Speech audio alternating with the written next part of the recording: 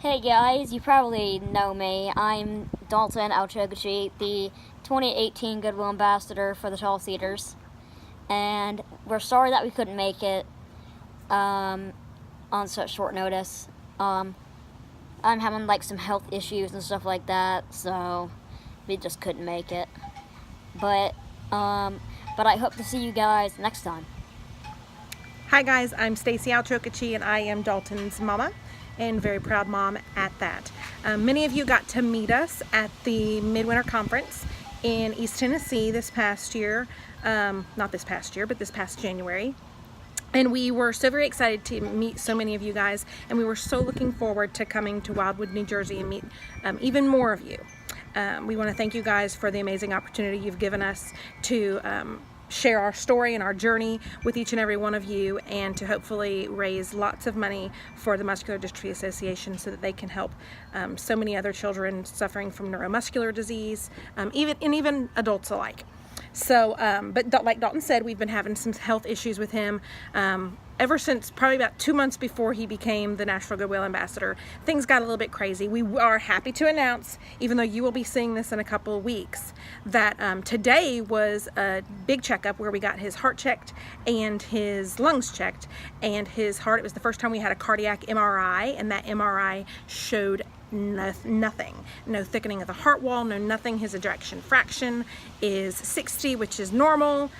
So we praise the Lord for allowing us to have such good results today, and we're very, very thankful and wanting to share that with you guys.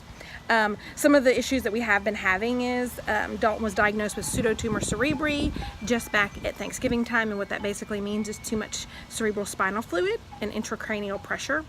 And there have been lots of secondary issues due to the medication that they have him on. We were really, really hoping that 2 months ago we were going to get to come off the meds, and we have not. We actually go back to the neuro-ophthalmologist tomorrow, and because he does still have the swelling of the optic nerve, and things can change really rapidly with that, which could cause him to have to be admitted and or to have an emergency, not an emergency, but a really quick lumbar puncture, spinal tap to relieve the pressure.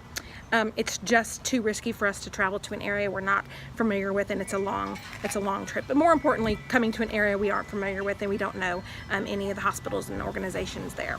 So we appreciate you guys for understanding our acute issues. We also still are having kidney stone issues. Any of you who've ever had kidney stones, Dalton has passed 11 kidney stones since January 1st, right? Yeah. He's a stone making machine. It's not fun. It's not fun. But that is the secondary complication due to the medication that helps with the spinal fluid being too high. So needless to say, he just passed 2 more this weekend, so that is still a very in-our-face issue we're having. So because of that, we're just not gonna feel comfortable leaving. But we're really, really sad. We're gonna miss you guys. For any of you who were not there in January to hear kind of our story, I'll give you a little bit of a backstory right now, which is back in August of 2010 when Dalton was just 6 years old. We took him to a pediatric not a pediatric neurologist, well, his pediatrician first. Penelope, I'm sorry, our pet pig, our pet pig is chewing on his wheelchair. No ma'am. Sorry, this is maybe we ought to start over. Well, we're not going to start over, but if Mr. James says we need to start over, Mr. Morrison, we'll start over. But that's just kind of real life, and hey, we're real people. But to make a long story short, he was diagnosed by a pediatric neurologist shortly after that, when we acknowledged to the pediatrician that he was having some awkward gaiting when he was running, and some heightened sensory issues and so forth. So Duchenne laid in our lap.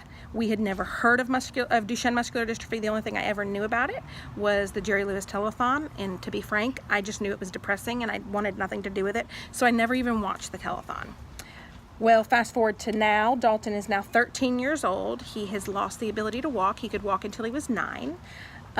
It kind of went away fairly quickly. Most of the boys tend to like slightly gain strength and then they plateau down. It's not like a slow progression. When it comes to walking to not walking, it's really a pretty rapid decline typically.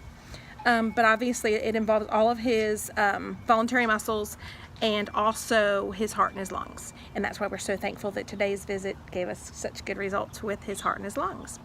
But we are so very thankful that you guys do what you do when it comes to raising money for the Muscular Dystrophy Association, because the fact is, without the MDA, we would not be where we are today.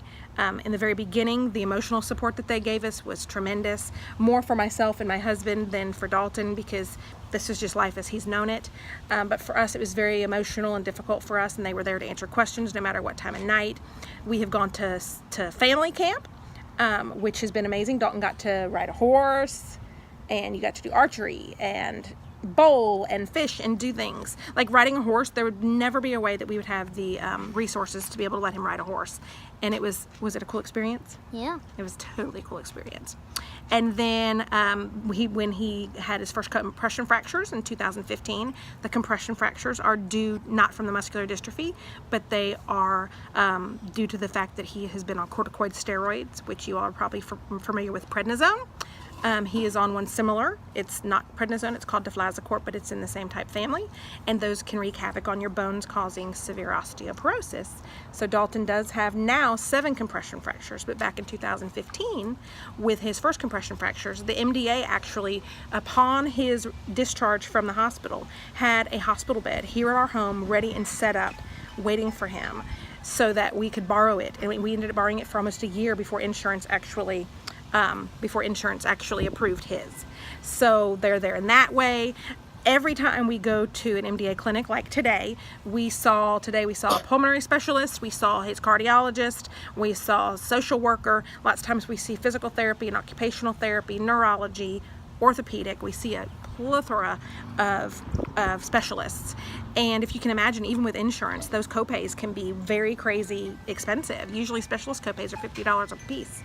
Well, thanks to the MDA clinic, we do not have to pay for a single copay. So that is a huge blessing in and of itself. Not to mention the deductibles and things that we have to pay for his cardiac MRI and for echocardiograms and for pulmonary functions and all these other tests that we have to have done.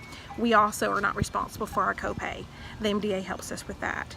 So I want you guys to know that what you're doing really, truly makes a difference. This journey can often feel as though we're so alone. But it's people like you who are in our corner quietly and rallying together, and when we come together we can do all kinds of things. It truly takes a village, and we could not do this without you guys. So thank you so much for understanding our inability to be there with you guys. We will hopefully see many of you soon if you want us to come.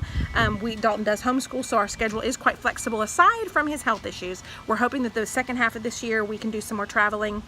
So if any of you all would like us to come speak to anybody or do anything to help you all with your endeavors, we would be more than happy to do that, or at least to discuss it with y'all. So thank you so much again, and as we always say, bless, live on purpose.